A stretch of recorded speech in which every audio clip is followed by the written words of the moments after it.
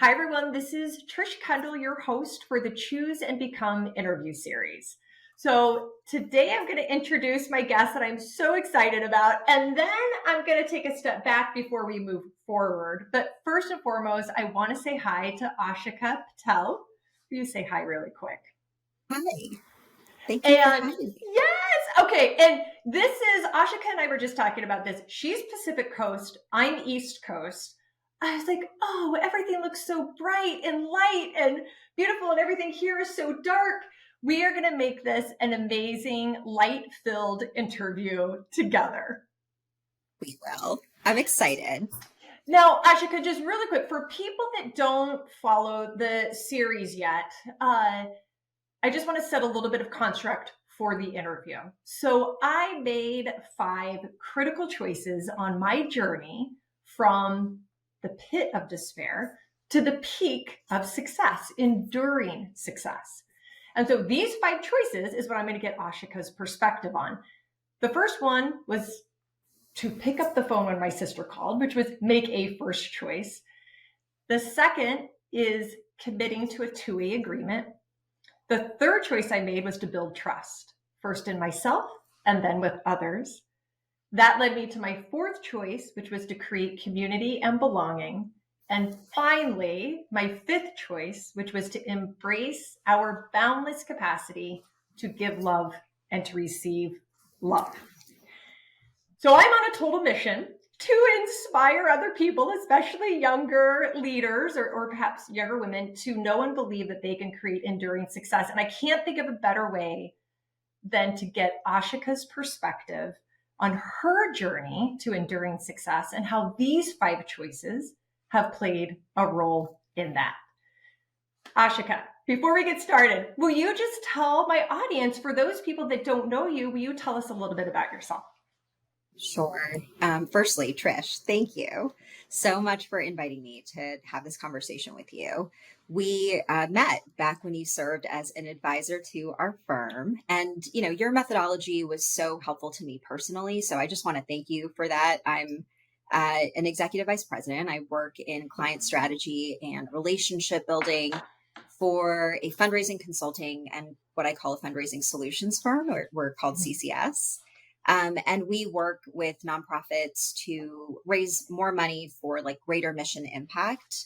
And I joined as an associate in kind of our entry level role and have built a career here that really gives me a sense of meaning and purpose. And I'm just so grateful to my colleagues, my nonprofit clients, and people like you, for really helping that journey come together. So I'm just really excited for today. Thank you.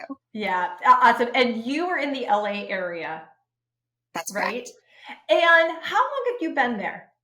I have lived here for 12 years now. 12 years. Oh my gosh. So the whole time you've been with CCS fundraising as well. For the most part, I started Yeah. my career journey at the ACLU in New York City, the national Okay. office, and then came to CCS from there. New York to LA. That, I It mean, has been okay. quite the move. Yes, quite the move. So that will be another conversation we have at another time. So you, by all accounts, are incredibly successful. You're a successful executive and you're a successful leader. You lead those around you.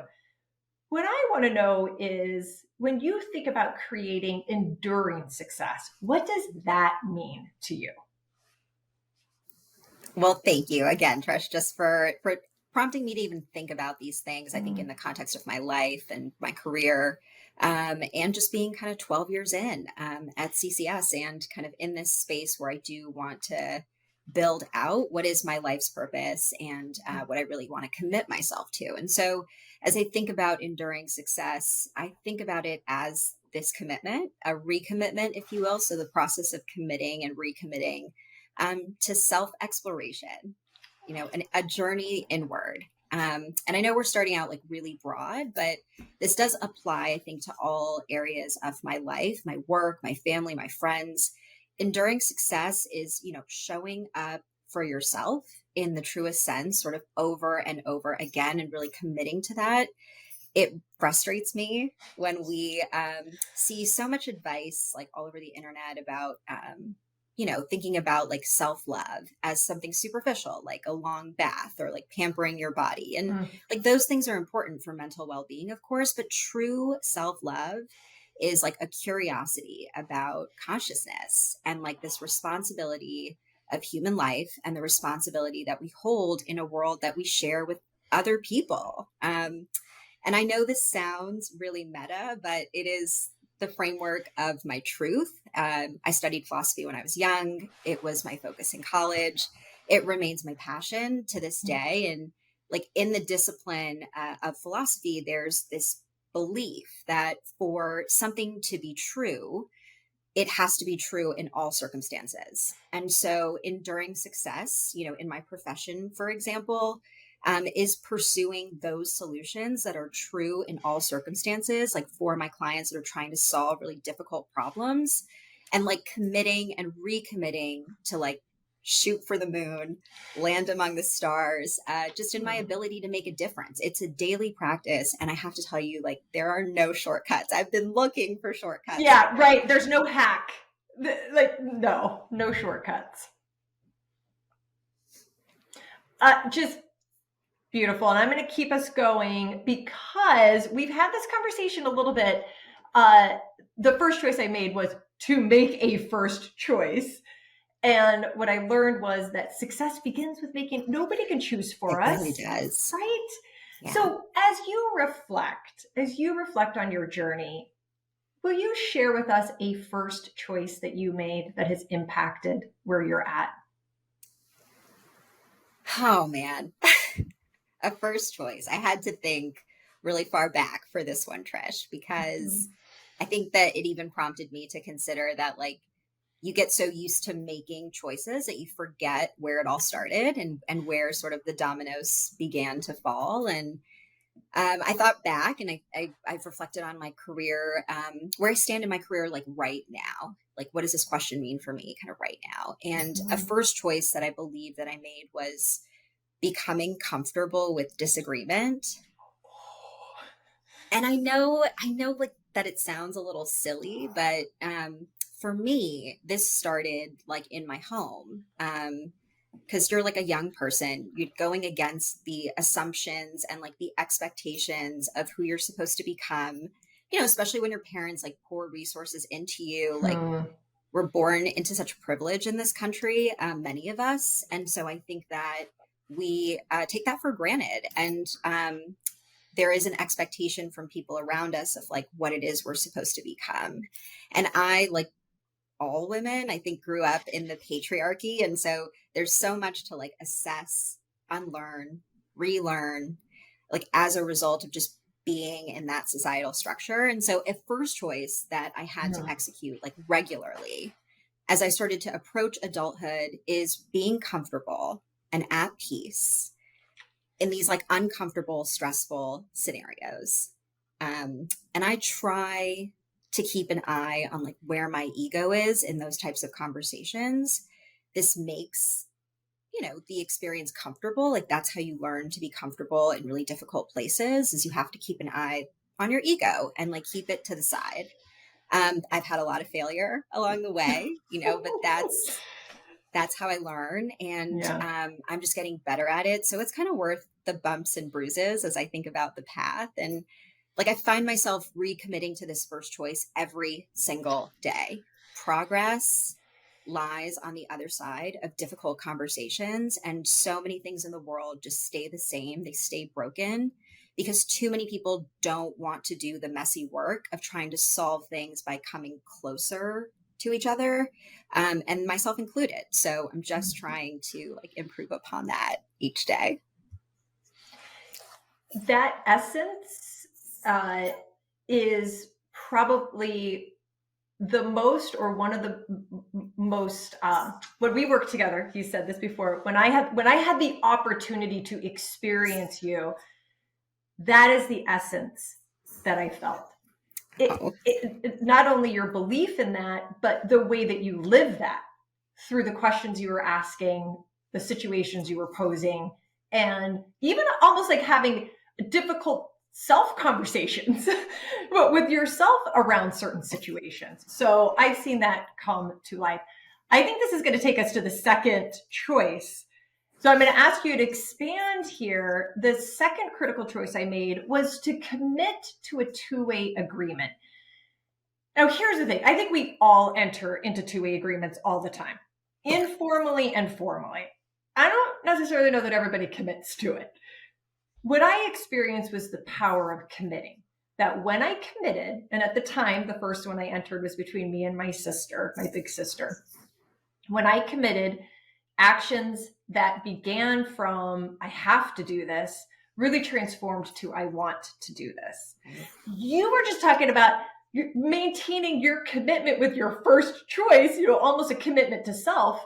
Yeah. Now let's keep that going with, is there a two-way agreement that you've entered into, that you've committed to, that has impacted your journey? I think so. And again, not perfect by any means, but trying to apply this framework, to my life experience, like where am I and where am I going and where do I stand right now? I think one of the two-way agreements with myself has been this goal of consensus, that it is okay to lean into disagreement, but only with the intention of like wanting to come out of that experience with a greater degree of closeness. How can I get someone to better understand me?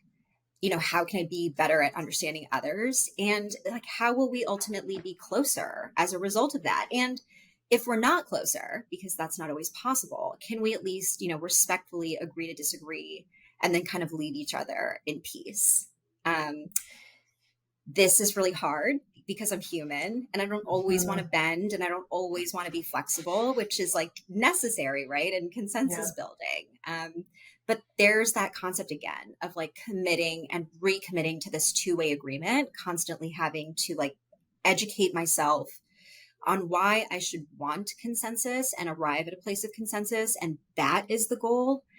Not that I necessarily need consensus.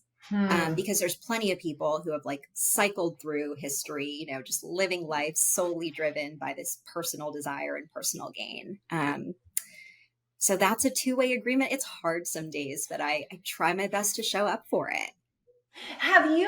So when you show up for it, if you reflect, have you experienced the sense of transforming from duty and obligation to almost joy and desire, where you actually desire to live this way? You have to, because it's like how you develop the compassion in it. Like difficult things, it's like, especially again, I reflect on just like my American life experience. We just enjoy so much comfort here that we are tricked into believing that we should always be comfortable. And like, it's comfortable to, just just do what you have to do because it's your job, have difficult conversations, just go in, have them because it's your job. I think of that movie. I think it's like called Up in the Air, where the gentleman like flies around the world to fire people. It is one of my favorite movies ever. I cry. It's Up. Yes, it's one of my favorites. Sorry, keep going. There you go. And like it could be the case that like, this is your awful job. Like, this is something that you have to do that is not fun for anyone. But like, being able to find compassion in that just requires you to get to a place in yourself where you want to do it. And you're not doing it because you like have to do it. I think that shows in your execution of whatever that thing may be. Whatever that thing is, commit to it and you will feel the transformation. For sure. The third critical choice I made was to build trust. So I'm going to start with building trust in yourself. And I'm going to start there, and because that's the most personally impactful to me. Like, I couldn't inspire the trust of anyone until I first learned how to trust myself. I bet every young woman and young leader looks at you and hears you and observes you and is like, Aashika is the most confident ruling the world ever. Has there been a time you've had to build trust in yourself? And how did you do it? I think confronting difficult conversations regularly in your life, right? Doing something that you have to do, moving that to a place where you like want to do it, you sort of find a way to do it at peace with yourself. I think doing that like regularly certainly makes you doubt yourself. And it should, Hmm, because it should make you ask questions about whether or not you can trust your interesting. intuition. Because so much of bias is built into intuition. So much of bias we just categorize under intuition. And so you really do, I think, have to um, be open to like what questions it prompts within you and your thought process. Like about, you should reflect on your thought process. Like I build trust in myself by introspection, reflection, Hmm. meditation, by like calibrating my approach, but actively like trying to check my emotions and knowing where they are when I'm like just like trying to navigate a difficult, charged situation. My executive peers at the firm are extraordinary, and I can bear my truths with them when I'm just in a tough spot, and they don't judge me. They help me, right? Because they know, and we both know that working towards consensus serves us, it serves our clients, it serves the nonprofit space. And when we have difficult conversations, we model for other people that you Hmm. can do it from a consensus building, unifying place. It doesn't have to be divisive and scary. And I feel really lucky that my colleagues can reflect back to me where I might be falling short in a way that makes me want to be better. But building trust in myself, losing trust in myself, like these things are a flow. And, for any healthy person that's trying to like do this thing that's like the educational journey of life, like you just have to be willing to acknowledge that there's you're at different places with that question at different times. It's a flow. I love the way that you Flow. put that. And we know this. I know this as just in my career, professionally and personally. It's easier to shy away from difficult conversations. Like literally, the Or easy thing is to not have them, and that doesn't change anything. And no. your theme throughout this conversation is so strong for me because I hope I have a 13-year-old daughter. I hope that she learns and that I can model the behavior like you model the behavior for those people on your team and those clients that you work with and those people that are outside of business. You model the behavior around difficult conversations and how that builds trust. I hope as a mom that I model that for Lily. So that's just a little thing. When you say that, it makes me think about teaching others, even at a very young age, not to shy away from it, to embrace it.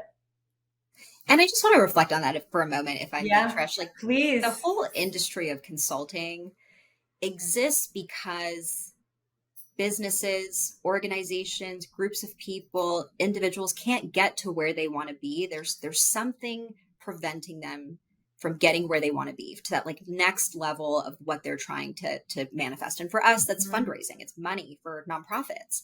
And what I generally encounter when I meet new clients is that what's holding them back from that next level is something that they've just not been wanting to discuss, Mm, something that they've just not, or it's not even a matter of want. Sometimes like they can't, there's structures that prevent that. There's a lot of different reasons. And I don't even think that the reasons really matter. It's just yeah. the fact that we have just this opportunity and this great responsibility to be a facilitator in removing that roadblock. And I just feel so lucky, for that to be my job. And you certainly can't walk into those spaces not paying attention, like to yourself and like to the entire holistic situation. Like these are big things, and solving them right means that you can solve them for a long period of time. Um, as opposed to solving them fast, which means you might just solve them for a short period of time. And like now you've wasted organizational resources, you've wasted time. So Yeah. anyways, Well, oh, no, you don't. 100%. And I'm going to keep asking one more question and I'll speed us up, but I do want your perspective on this. How do people inspire your trust?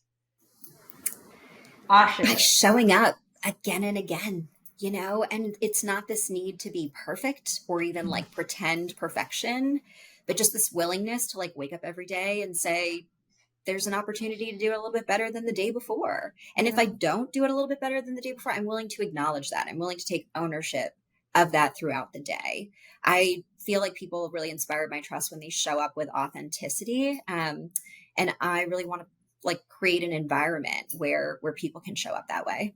Yeah. And you, I'm not going to say obviously. I think you obviously do. Yes. Thanks, Trish. Uh, the fourth critical choice I made on my journey was to create community and belonging. And I actually might start changing that the way I think about it as a community of belonging. Because I think sometimes there's communities and there's still not a sense of belonging. So Right. communities of belonging. Uh, for me, I was 30 years old and I had created more professional success than I ever thought I could for my definition. But I looked around and I am friendly with everyone. I'm friends with no one. I wanted to belong. But what I learned is you have to actually create it. It actually does take action. Belonging is not an idea, it takes action. I want to get your perspective on, well, how about this?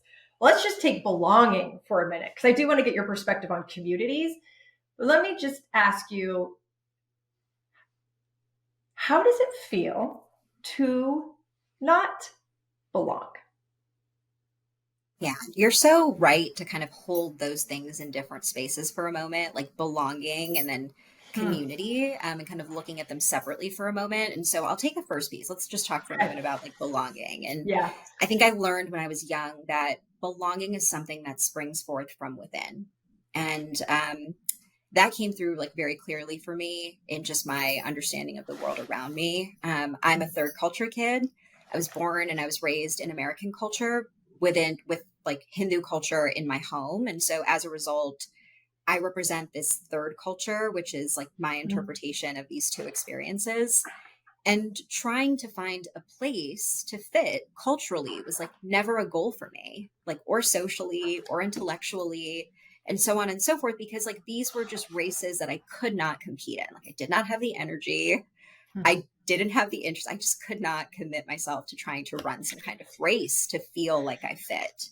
And so as a result, it has been like somewhat lonely from the beginning, but like that works for me. And I think we need to acknowledge that, when we do DE and I work within Hmm. our spaces, that like even within that uh, manifestation of change, there are still different experiences within that. And so, for me, like belonging does spring forth from within. And I kind of got this feeling that when you don't have a sense of belonging within yourself, that's really dark. That's really hard because you'll spend most of your life with yourself inside your own head. Um, but when you just like cultivate this sense of belonging within yourself, it's an expansive journey that really kind of builds confidence and bravery, fortitude, grit. And I really live for that high. And so I want to just kind of take this piece of belonging first. Yeah. Like, I have to understand belonging within myself and like what it means for me before I can try to bridge it with something that is community and like what is going to be what I give back to others because I've been able to foster this belonging within myself. And so, what I do uh, know is that people need to be able to foster a greater sense of belonging for themselves, right? Because I know that that's true for me. So, how do I do that for them? They need spaces, they need tools, they need environments where speaking up leads to like this greater understanding and the pursuit of consensus. I feel like what I want to be able to help solve for other people is like agency and advocacy, but Mhm. belonging within yourself brings forth this ability to say what it is that you need to be successful, to, have the confidence to work with your peers, to show them where you're not that great and like ask for help, and you feel like you belong more in whatever space you're in when you can speak up. When you're trying to foster belonging from within, you need to be able to do that, to advocate for yourself. And people who can't do this get frustrated. I Mhm. think first they get frustrated with the world around them, and then they start to get frustrated with themselves, or the other way around. And when I felt like I can't speak up in my community with my elders, in a different space with my colleagues, maybe in another space with like my clients, or even with my friends, in a way that is like respectful but direct, it just does not sit right with me. And I don't want you to get me wrong, like restraint Mhm. and tolerance are extremely important virtues, but like silencing is incredibly just like damaging. And when we like allow ourselves to be in a place or in an environment that just silences us, I just don't think it breeds anything good. It hits me what you say. It does. Oh, It hits me with what you say because it's so powerful, and to find belonging within yourself can also sometimes just feel like, but how? And how can I do that? But people like you and those around you create the space and the opportunity for that. And I will just keep going with the theme of difficult yeah. conversations and creating consensus. And you can't change things without difficult conversations. Part of what you do, I think, is helping somebody like me. If I think about me early on in my life and career, had I been around more people like you, perhaps I would have found that belonging within myself earlier. So thank you for that. Oh, thanks, Let's go to Trish. communities. So you create, construct, and collaborate within communities all around you. Uh, I just want to rip just for a minute. What are some of the communities that you are a part of? And then I'll just keep going with that. But just what are some of the communities that you're a part of? Yeah, I'm part of the communities that my clients are a part of because I think when we work with them, we're not just working with one individual, we're like working with the team. And so I find myself really lucky because at least in the workplace, I'm like tethered into all of these great nonprofit communities and we trust each Mhm. other, even though we're not going to be working with each other for a long time. We trust each other. And then, of course, there's like personal communities that you're a part of, like friends and family, and I'm part of the Caton Children's Museum community and on the board there. At the firm on the pro bono committee and have led a pro bono project with us. And so, I'm that word is also always changing for me. That Hmm. sort of definition of the word community. And Yeah, tell me more Harvard about Divinity that. School Mhm. years ago, I want to say now it's been like 5 years or 7 years ago, Harvard Divinity School like released a study, a report of like the changing way that people are gathering. So it used to be the case that people gathered at like the YMCA and they gathered at their church. And Yeah. now people are gathering at like Soul Cycle and like Tony Robbins. And like they're just gathering, having these meaningful exchanges in community, but like in a different way. And that's constantly evolving and it evolves like throughout history. And we have to be flexible with how that word changes. And so I think COVID brought about like how are we active in online communities? How Yeah. are we part of even just communities that we pull together on our own, like 3 or 4 people that are thinking through a problem together? So that word just takes on a lot of definitions for Yeah. me. Yeah. Oh, completely. And when I think about, I keep going with that a little bit with now because I am officially going to change my words to communities of belonging versus community and belonging. So now this is official, communities of belonging. Uh, when I think about the communities that I'm a part of or that I help teams and organizations, create and evolve their communities of belonging, I Sure. don't think that there is nothing more important to us as human beings. This is my belief. There's nothing more important to us as human beings than the life experiences that make us who we are. And the more that I'm going to use your words, the space, the opportunity for different individuals to come together and begin to share some of those life experiences in a way that's safe, in the way that Right. there's, right, a hold accountability and sharing for reflection. And that's when communities begin to form versus maybe the natural communities. These are the people I go to church with, or these are my neighborhood friends, or these are my work friends. But the more I find opportunities to bring people together from these different or disparate communities and come together and start to share some of the life experiences that make us who we are, I begin to feel this sense of belonging amongst each other and a new community forms. Yeah. I'm not even It's like a asking you group a of question. people. Yes. It's a group of people, I think, in a way that they either acknowledge consciously or not, are working towards consensus. It may not be consensus around the right thing because there are like bad Yeah. communities. Yeah. Um, Right. Right. but everyone is trying to work towards some kind of shared understanding. And then, as Mm, individuals, we're just looking for community. We're looking for a place to get to consensus. Because I ultimately think that that's like where peace exists. Finding a way to meet in the middle, even though it's just like naturally not what we want all the time. mm. Pushing ourselves to hold that in high regard. The fifth and final, the fifth critical choice that I made on my journey to enduring success was to finally realize that our human capacity to love, that there's no cap to it. And then for me to choose to embrace that. And when I think about this fifth choice, what I want to get your perspective on is it's not love the emotion, where that's not a choice. What I'm talking about is love the verb, the action, which is a choice, which shows up differently for different people in different circumstances Sure. at different times.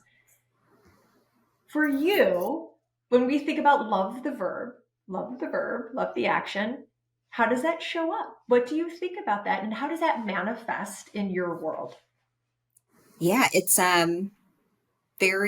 it's not something I have to think about like deeply. I feel like I think about this all the time. It's always on my mind. And like the one place that I know for sure that I give all of my love freely, letting it really pour from me with like no fear or expectation, is my faith. I'm Hindu, and it's like a core part of my identity. It feels like the greatest peace and bliss that I have ever felt. And while it's not constant, it's like where I go when I retreat deep within myself and when I visit with this experience of like meditation and quiet and solitude and stillness. And I, withhold love. I think when I come out of that space, Mhm. back here with all the things and people that remind me that I have a lot of work to do on myself and living in community and living with others. But the older I get, I sort of see things that I can't unsee about the world too, and that like makes me skeptical. It makes me judgmental. All the things that are just draining in the human experience. Yeah. If I could just sustain this boundless love, like this place that I go to when I'm like in my faith and like my peace and my stillness, if I could just live in that place, again, it's all on me, right? Like it's a state of being, a state of mind. Then I feel like I could call people into that space with me. And just a place for me to start is like in consensus, right? Just again, this idea that like when we pursue consensus, which I think we really want as people on a fundamental level, um, we really do pursue a path that's like peaceful, and we're just trying to make peace. At least I am. So I'm going to end there. I believe with my whole heart, that when we do, and I have a feeling that you do it more often than you even allow yourself to think or believe, when we do embrace our boundless love, Aashika, I'm with you and I see you and I experience you and you are boundless love to me. And I you're so believe kind, Trish. when we do, that is when we create enduring success and elevate and fuel the success of those around us. And that is what you All do right. every single day with all of the people that you influence and that you impact. And I thank you so much for giving me your love today. I so appreciate you taking the time to do this with me. And I wish you all the best. Thanks, Yeah, Trish. you're awesome. I can't wait to bring this out to the world. Everybody, thank you for joining us for this episode of the Choose and Become interview series. We will get this out and stay tuned. Thank you for joining me for this episode of the Choose and Become interview series. To check out more episodes, go to www.trishkendall.com/podcast. Or go to any of your favorite podcast channels, including YouTube, under Trish Kendall Speaks, and you'll find this interview and more. Choose and become.